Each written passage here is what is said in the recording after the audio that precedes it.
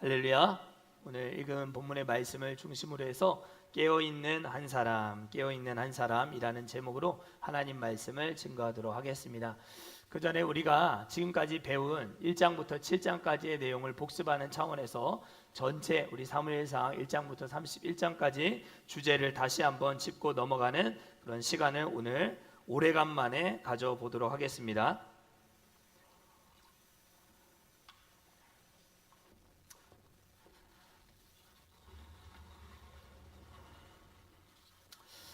아마 여러분들이 이제 빼앗긴 법궤와 관련된 주제와 또 관련해서 많은 부분들을 배우셨으리라 생각하고 사무엘상 1장부터 31장까지 주제를 다시 한번 우리가 점검하면서 우리 전체 이제 진행 사항들을 함께 먼저 나눠보면 좋겠습니다.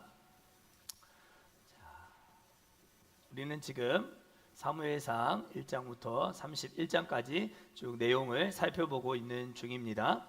크게 보면 우리가 세 부분으로 나눌 수 있다고 했습니다. 여러분들 다 기억나시죠? 1장부터 7장까지는 인물과 관련해서 사무엘이 주된 주인공으로 등장하는 그런 챕터다라고 말씀드렸고, 두 번째 8장부터 15장까지는 누구죠? 사울입니다. 그리고 16장부터 31장까지는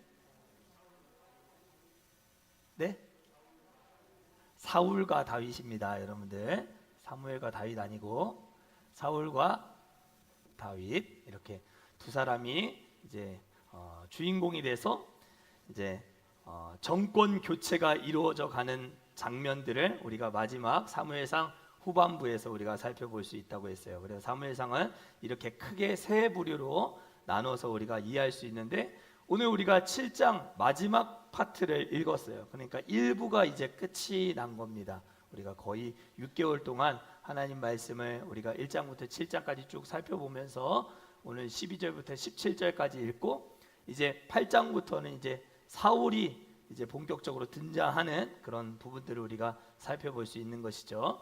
그래서 사무엘과 관련해서 1장부터 3장까지는 부름받은 사무엘, 그래서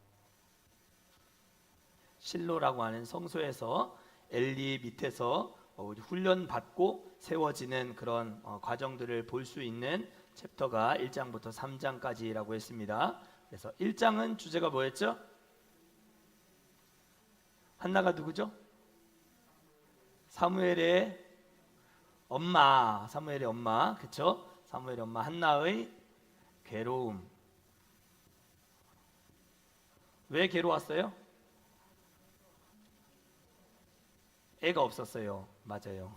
애가 없어서 아이를 달라고 간절하게 기도했는데, 여러 가지 괴로움이 있었지만 크게 세 부분에 있어서 괴롭힘을 당했다. 세 부류의 존재로부터 괴롭힘을 당했다라고 했어요. 첫 번째 부류의 사람은 누구였죠? 남편의 이름은 엘가나. 여러분들 새록새록 기억이 나시죠? 엘가나로부터 괴로움을 당했어요. 눈치가 없었던 남편 엘가나, 그렇죠? 그리고 또 괴로움을 또 당했어요.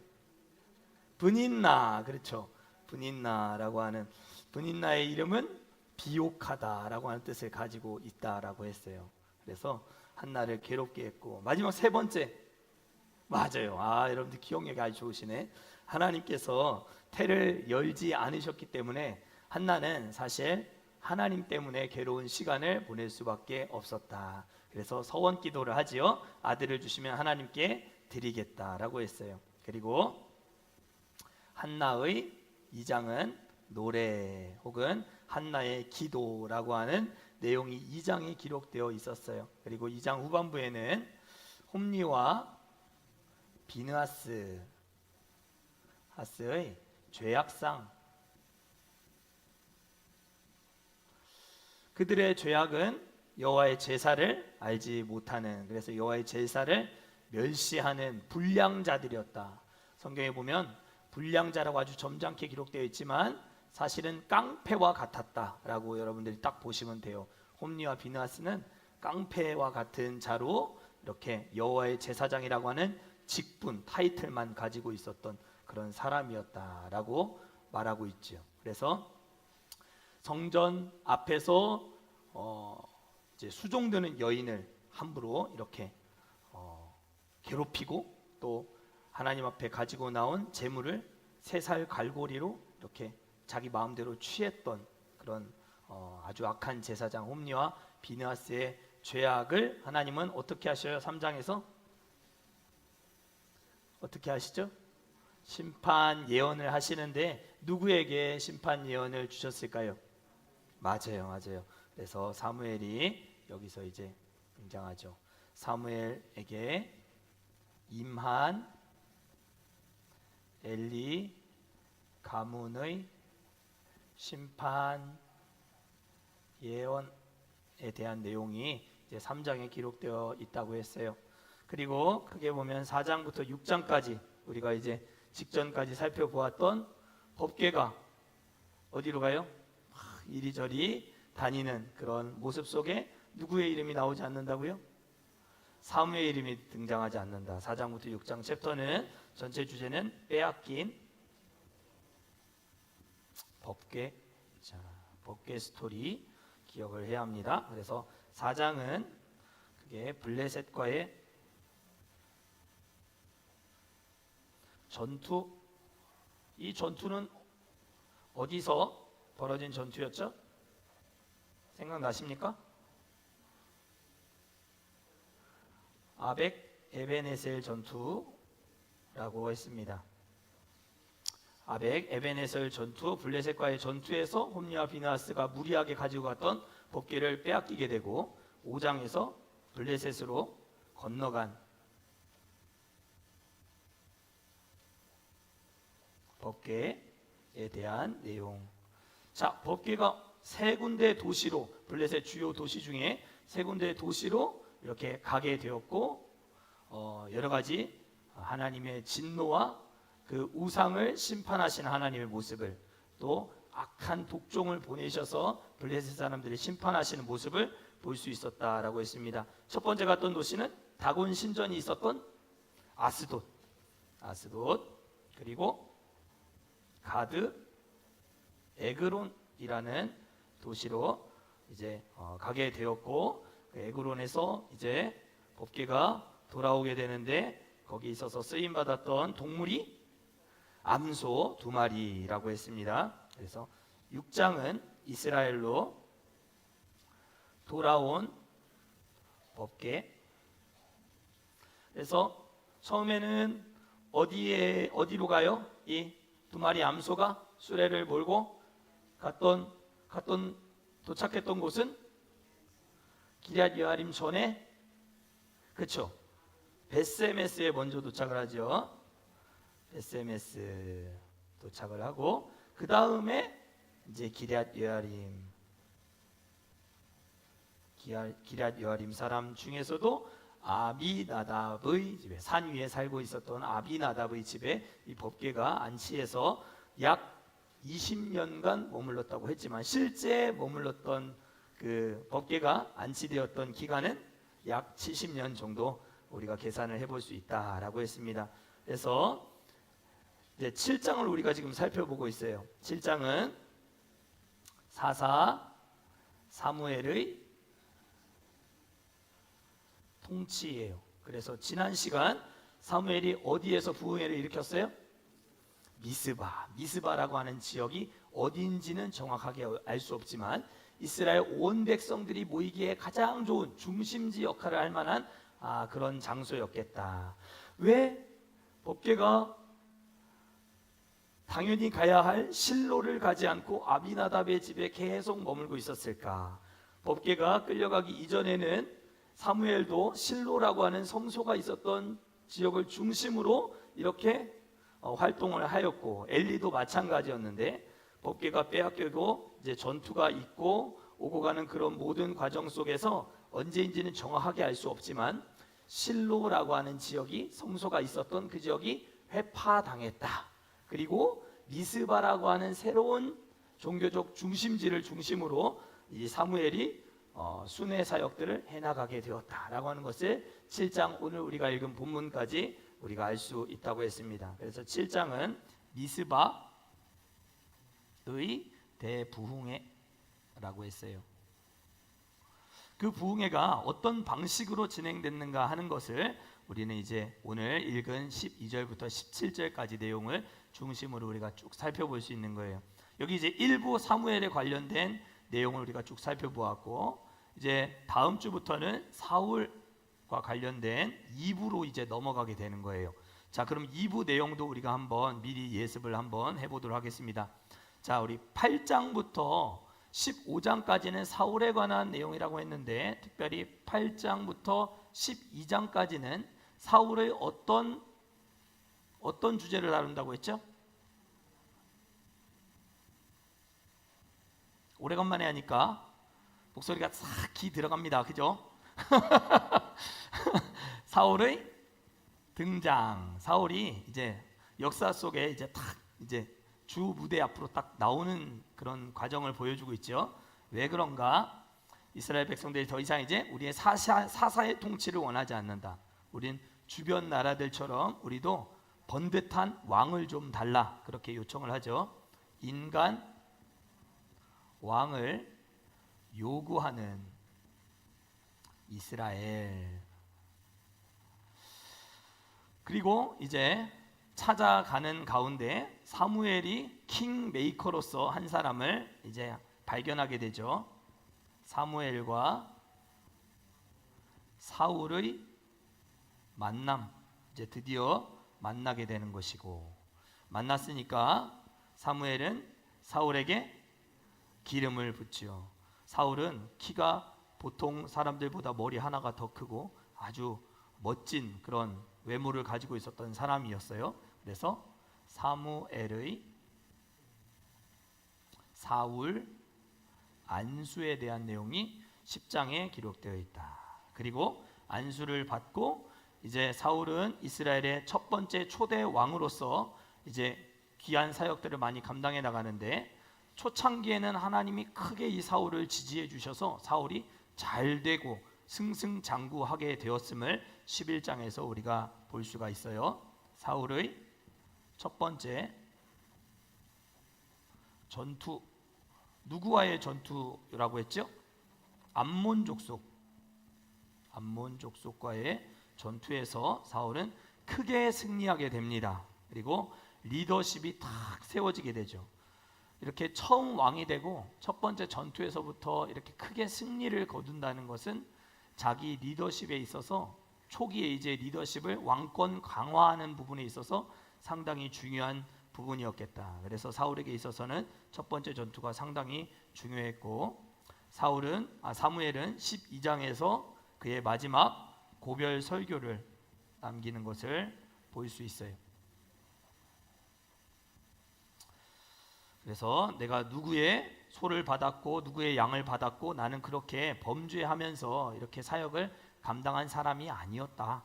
사사로서 사무엘이 마지막 고별 설교를 하는, 그래서 사울이 등장하게 되는 모습을 보여주고 있고, 그 다음에 13장부터 15장까지는 두 번째 파트로 사울의 통치라고 했어요. 우리가 이제 앞으로 쭉 배워나갈 내용들 우리가 예습합니다. 사울의 통치. 그래서 13장과 15장과 28장은 상당히 중요한 부분이다 라고 이미 한번 말씀을 드렸습니다. 그래서 야구에서도 원아웃, 투아웃, 쓰리아웃 하면 공수교대가 이루어지듯이 첫 번째 아웃은 13장. 13장은 네?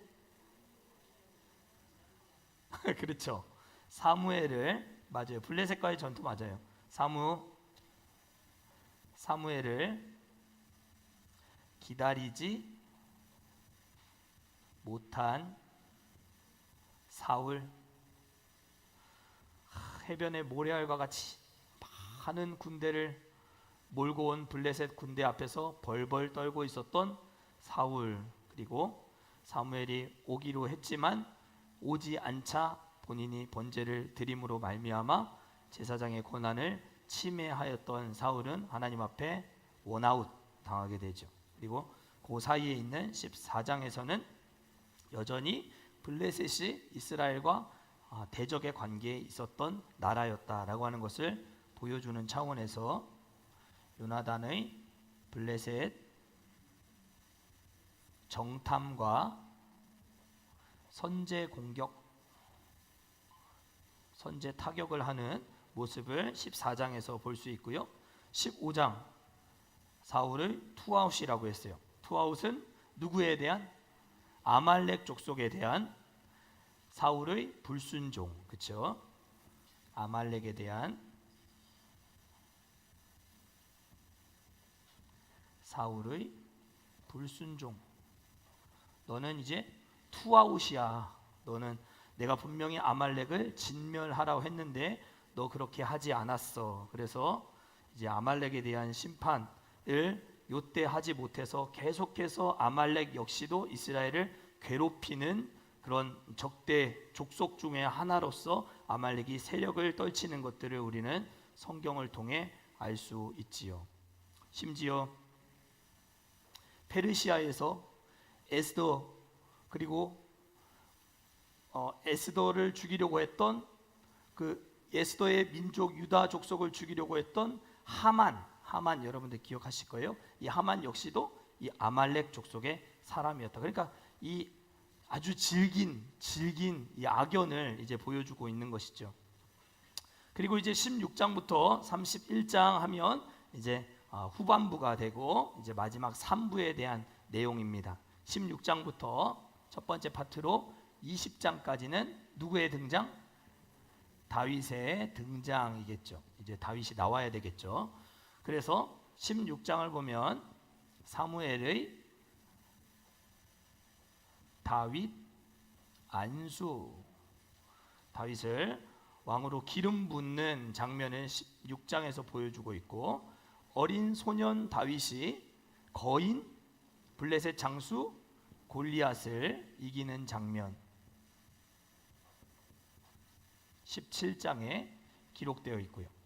18장은 그래서 이제 사울의 인기가 떨어지고 다윗의 인기가 급부상하게 되죠. 사울은 천천히고 다윗은 만만이다.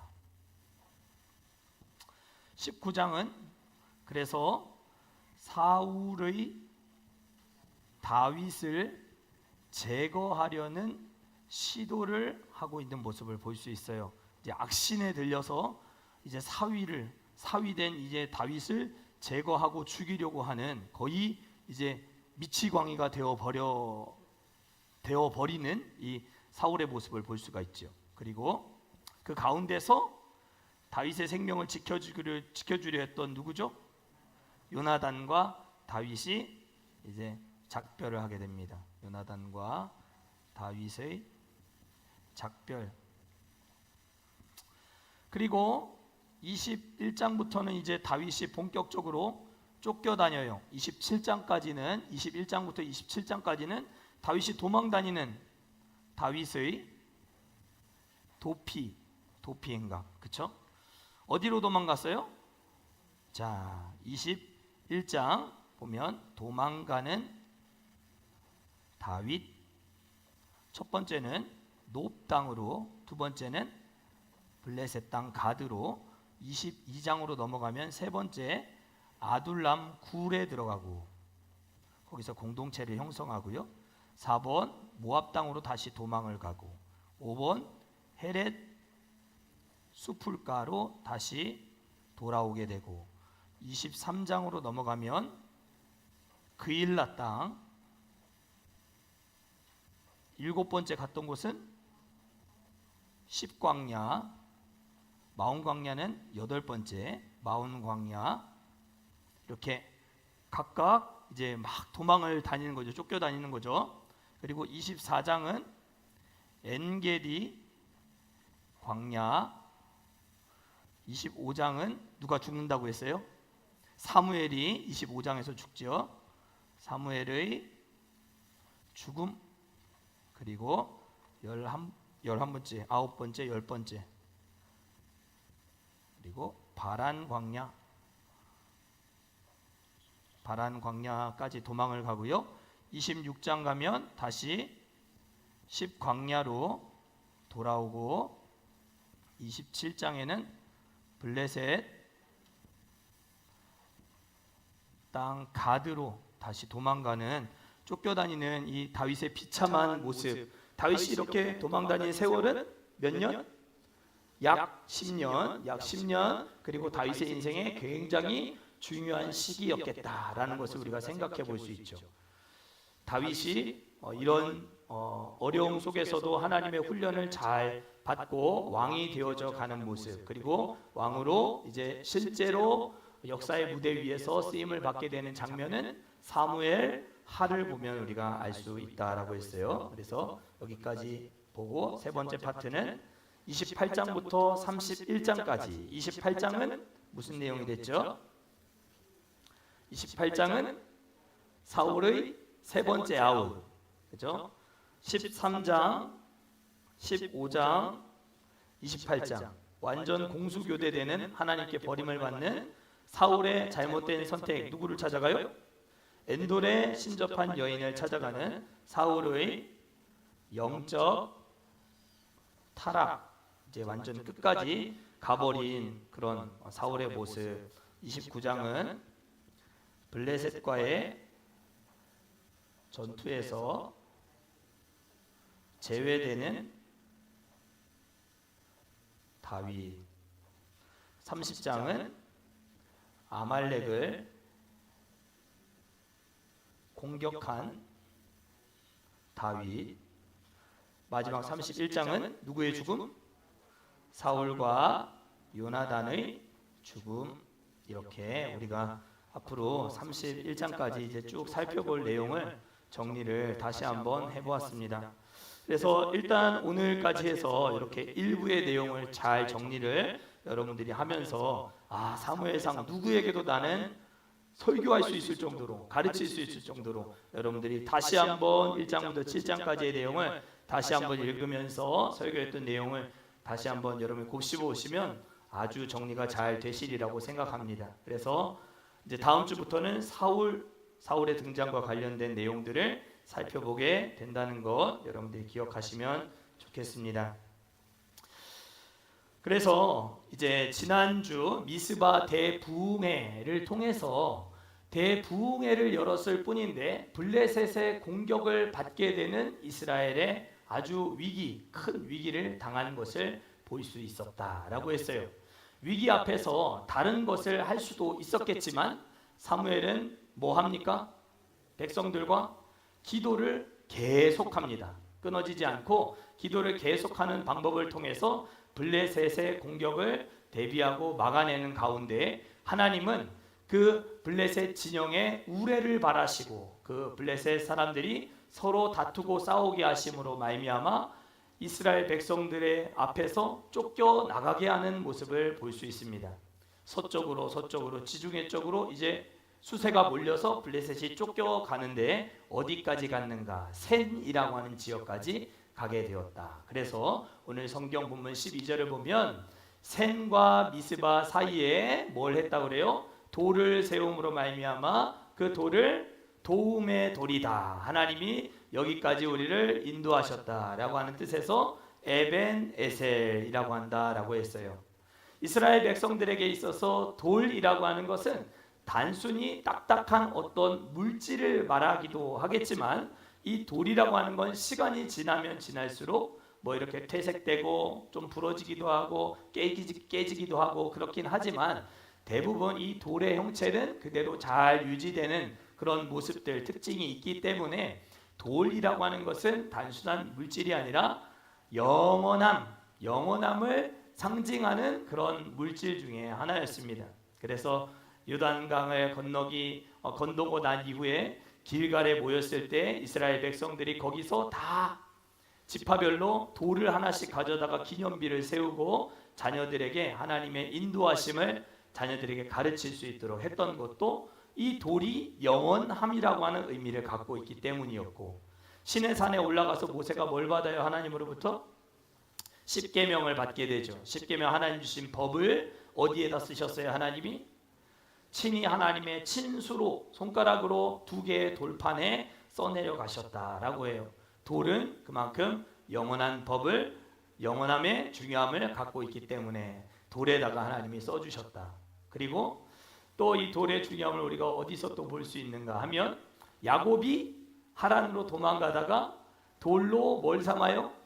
베개를 삼고 일어나 보니까 그 베개에 돌을 딱 세워놓고 거기에 기름을 붓고 하나님의 응답하심, 하나님이 나의 인생을 돌보심, 내가 이 땅에 다시 돌아올 때까지 하나님이 지켜주실 것임을 기억하면서 기쁨으로 하나님을 예배하고 그곳을 하나님의 집이다 라고 하는 뜻에서 베이트엘 베델이라고 하는 뜻으로 거기 이제 지명을 선정하였다라고 하는 것들을 통해서 돌은 단순한 물질이 아니라 하나님의 영원한 인도하심을 뜻하는 것이다. 그래서 오늘 본문 미스바와 센 사이에서 돌을 세워놓고 거기에 에벤에셀이라고 하는 도움의 돌을 딱 정한 이유 역시도 하나님의 인도하심이 중요했다. 여기까지 우리를 도우셨다라고 하는 것을 누구에게 가르치기 위함일까요? 자녀들에게, 후손들에게 가르치기 위해서 에벤에셀 돌을 세웁니다. 그런데 여기서 7장에서 나오는 에벤에셀과 아까 우리가 아벡 에벤에셀 전투할 때의 에벤에셀은 같은 지역이 아닙니다. 다른 지역이에요. 그래서 돌을 세워놓고 에벤에셀이라고 한 것과 아벡과 에벤에셀 전투가 있었던 4장에서의 블레셋과의 전투의 지역은 다른 공간이다 라고 하는 것도 여러분들이 기억해 주셔야 합니다. 그리고 이어지는 13절부터 17절 사이의 내용 중에는 히브리식 과장법이 쓰여지고 있는 2가지 중요한 요소를 우리가 생각해 볼 수 있습니다. 자, 13절 말씀 우리가 함께 같이 읽어보도록 하겠습니다. 시작.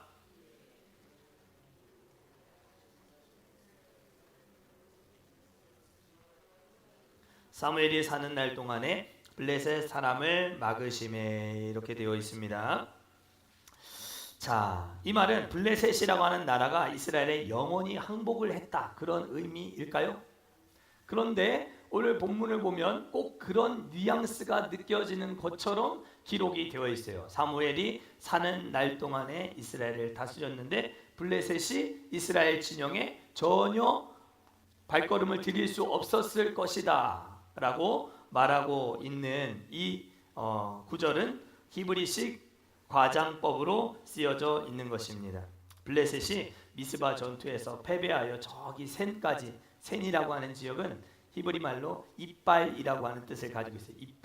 이빨이라고 하는 뜻을 가지고 있기 때문에 그 지역이 굉장히 이렇게 험산줄령한 바위들이 많이 있었을 것이다 라고 학자들은 짐작합니다. 그러니까 센까지 추격을 하고 더 이상 블레셋을 추격해 가지 못했던 것이죠. 블레셋은 바위 틈 사이에서 게릴라 작전으로 이스라엘 공격을 대비하면서 이 전환을 하는 이런 상황 속에서 더 이상 블레셋을 추격하기를 포기하고 거기에서 이제 에벤에셀 돌을 세우게 된 것을 우리가 생각해 볼 수 있는 것입니다. 이후에도 사무엘이 사는 날 동안 또 초대왕 이스라엘의 초대왕 사울이 통치하는 기간 내내 우리가 쭉 살펴보았지만 블레셋은 여전히 이스라엘 앞에 아주 주요한 대적 원수 중의 하나로 이제 등장하고 있음을, 세력을 떨치고 있음을 우리가 생각해 볼 수 있습니다. 그럼에도 불구하고 하나님께서 이와 같이 말씀하신 이유, 블레셋 사람이 굴복하여 다시는 이스라엘 지역 안에 들어오지 못하게 하셨다라고 기록하고 있는 이유는 하나님께서 자기 백성을 지키시는 하나님이다. 따라합시다. 하나님은 자기 백성을 지켜주신다. 그런 하나님인 것을 강조하기 위한 방식으로 히브리식 과장법이 여기서 쓰여지고 있는 것입니다. 더 이상은 법궤를 빼앗아 가는 그런 방식으로 이스라엘을 괴롭게 하는 일들은 결코 일어나지 않을 것이다 라는 것이죠. 그리고 이어지는 14절 말씀, 14절을 보면 사무엘이 사는 기간 동안에 이스라엘은 또한 블레셋의 영토에 속한 에그론과 가드까지 빼앗긴 성읍을 다시 회복했다 라고 기록되어 있어요. 14절 다 같이 보시죠. 블레셋 사람들이 이스라엘에게서 빼앗았던 성읍이 에그론부터 가드까지 이스라엘에게 회복되니 라고 기록되어 있습니다. 그러나 이 말 역시도 히브리식 과장법이 쓰여지고 있는 두 번째 부분이에요. 이스라엘이 블레셋의 주요 도시였던 에그론과 가드를 정복했다라고 하는 말이 아니에요. 에그론과 가드를 이스라엘 땅으로 취했던 적은 역사상 단 한 번도 없었어요. 그렇기 때문에 이 블레셋의 주요 성읍인 에그론과 가드를 정복하고 취했다라고 오해할 것이 아니라 에그론과 가드를 잇는 그 주변 지역까지 이 이스라엘이 다 그 땅을 다시 도로 회복하게 됐다. 국경을 다시 확장하게 되었다라고 하는 의미로 보아야 마땅한 것이죠. 그래서 14절의 의미는 에그론과 가드를 잇는 블레셋 경계에 있는 동쪽 성읍들을 회복했다라고 하는 뜻을 갖고 있는 것입니다. 실제로 이 부근의 이스라엘 성읍들은 오랫동안 블레셋의 통치와 압제하에 있었고 사무엘의 시대에 도로 찾게 된 것입니다. 이렇듯 하나님은 사무엘의 시대에 하나님의 건재함, 하나님의 강함, 하나님의 역사하심을 이런 과장법을 통해서 더 이상 법궤가 빼앗기는 수치스러운 일들을 다시는 허락하지 않을 것이다 라고 하는 것을 과정법을 통해 강조하고 있는 것이죠. 그래서 이스라엘 주변 나라들 중에 흩어져 있는 아모리 사람과도 싸우지 않고 화친을 하게 되었다라고 하는 내용이 14절 후반절에 나오고 있는 것입니다. 이스라엘이 그 사방 지역을 블레셋 사람들의 손에서 도로 찾았고 또 이스라엘과 아모리 사람 사이에 뭐가 있었더라?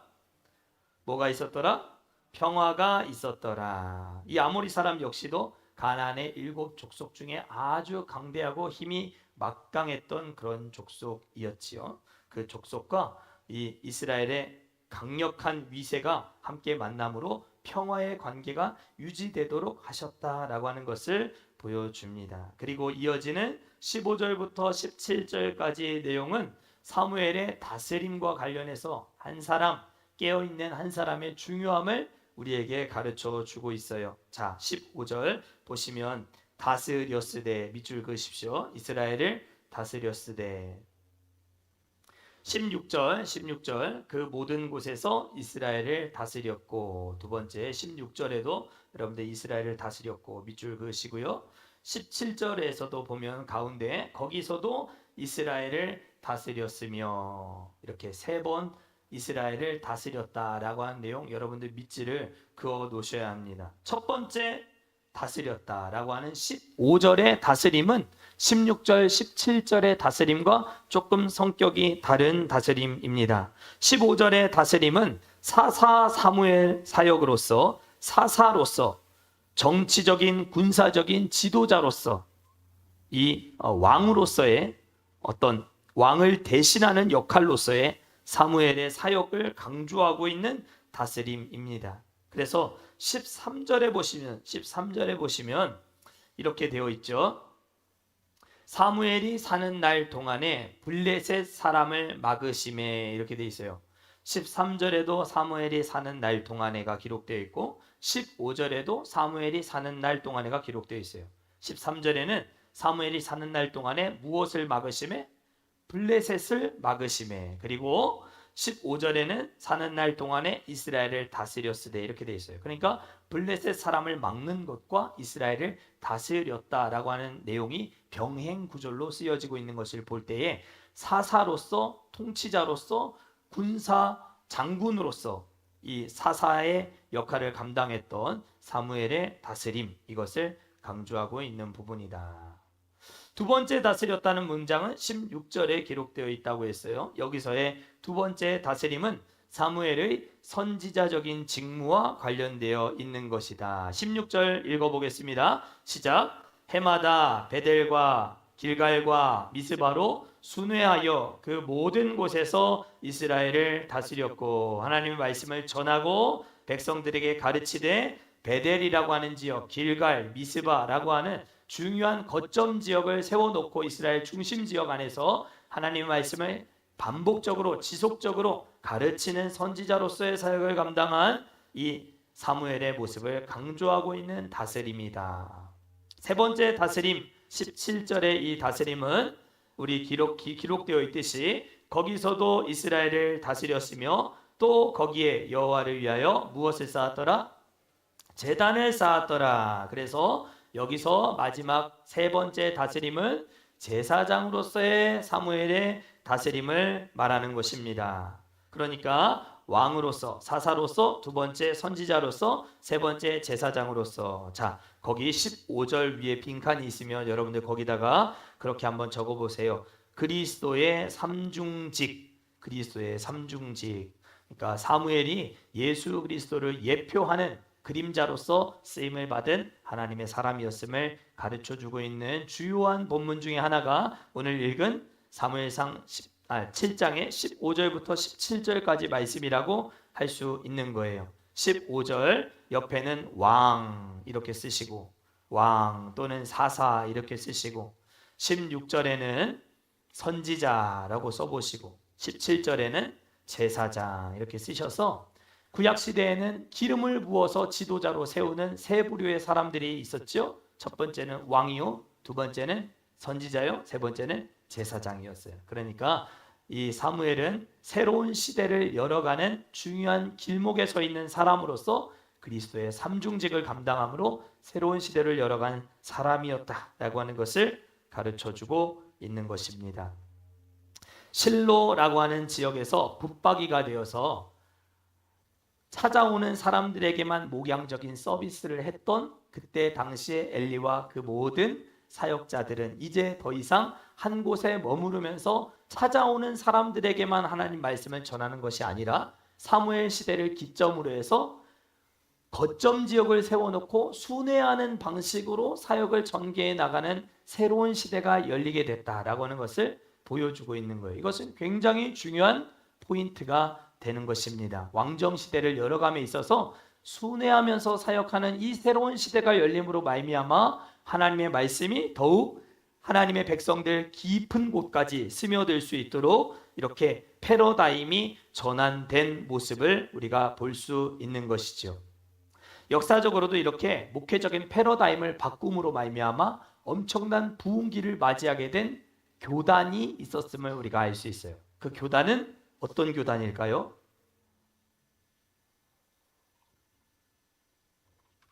장로교, 감리교, 성결교, 순복음, 침례교. 자, 어디일까요? 순회 사역을 감당함으로 말미암아 엄청난 부흥기를 맞이하였던 교단은 5번 침례교단입니다. 침례교단. 미국에 초창기 들어갔을 때 장로교가 상당히 처음에는 우세한 교세를 가지고 있었던 교단이었어요. 미국에서 처음 들어간 청교도들은 이제 장로교 신학을 바탕으로 해서 하버드나 또 프린스턴이나 예일 대학과 같은 대학 속에서 처음에는 이제 목회자들을 길러내는 학교로 이제 이 학교가 세워지게 된 거예요.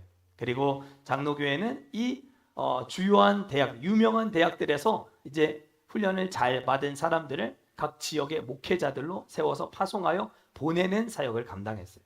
근데 미국은 땅덩어리가 엄청 넓지요.